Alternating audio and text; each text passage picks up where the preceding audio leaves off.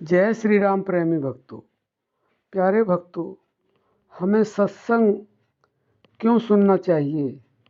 सत्संग सुनने से हमें क्या प्राप्त होता है, क्या मिलता है?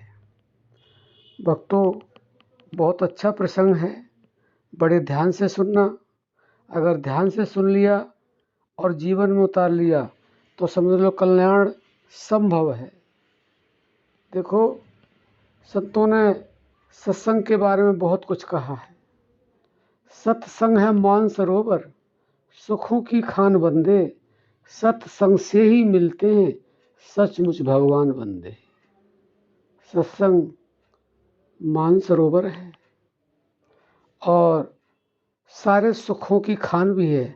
लोग सुख चाहते हैं ना, तो सारे सुखों की खान है वो। कितना ही सुख प्राप्त करो, और सत्संग से ही सचमुच भगवान मिलते हैं।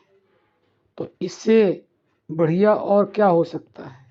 और क्या चाहिए? और हमें इससे बढ़कर के कुछ और भी चाहिए क्या?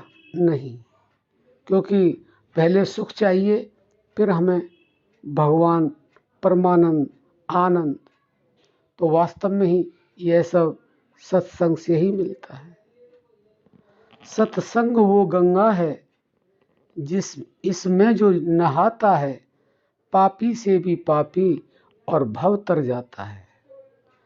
तो बंधुओं, आप विचार करके देखेंगे तो आपको स्वयं मालूम हो जाएगा कि हमें सत्संग क्यों सुनना चाहिए। लेकिन संत इसके आगे भी कुछ बताने का, समझाने का प्रयास करते हैं और इशारा भी करते हैं, लेकिन जो समझ जाते हैं वास्तव में ही उनको परम सुख, परम आनंद प्राप्त होता है। इसमें बिल्कुल भी असत्य नहीं है, बिल्कुल सत्य है। वह कैसे होता है? सत्संग 3 प्रकार से सुना जाता है। यह आपको कम सुनने को मिलेगा कि सत्संग भी 3 प्रकार से सुना जाता है। हाँ जी, बिल्कुल सही समझा आपने। पहला सत्संग हम वाणी से सुनते हैं, जिसमें धार्मिकता का प्रभाव बहता रहता है। संत लोग सुनाते हैं, महापुरुष सुनाते हैं, साधक लोग भी सुनाते हैं, गुरुजन भी सुनाते हैं। उसको एकाग्रचित्त होकर के हम सुनते हैं तो हमारे अंदर श्रद्धा उत्पन्न होती है, भाव उत्पन्न होता है, और उस परमात्मा के प्रति हमारी श्रद्धा उत्पन्न होती है। उसके बाद में हमारा ये तो स्थूल रहा। उसके बाद में सूक्ष्म सत्संग आता है। सूक्ष्म सत्संग क्या है? जिसको संतों ने अनहद का नाम दिया है। जो हर समय सत्संग हमारे अंदर होता रहता है, उसको संतों ने अनहद का नाम दिया है। वह कान बंद करके सुनाई देता है। बाहर की आवाज़ें जब बंद हो जाती हैं तो वह सत्संग सुनाई देता है। उसको हम सूक्ष्म सत्संग कहते हैं। लेकिन इसके आगे एक अति सूक्ष्म भी है, जो कारण शरीर के द्वारा उसका केवल अनुभव होता है, उसको वाणी से बताया नहीं जा सकता है। सूक्ष्म को बताया जा सकता है, स्थूल को बताया जा सकता है, लेकिन उसका जो अनुभव होता है वह वाणी पर आता ही नहीं है। बहुत संतों ने बताने का प्रयास किया, लेकिन उनकी वाणी वहाँ पहुँचती नहीं है, उनकी वाणी उनका साथ छोड़ देती है।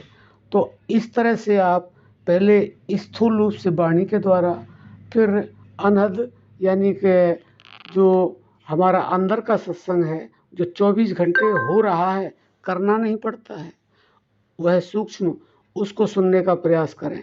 जब हम उसको निरंतरता से सुनेंगे तो जो हमारा अति सूक्ष्म है, जिसको बताया नहीं जाता है, वह आपके जीवन में उतर जाएगा।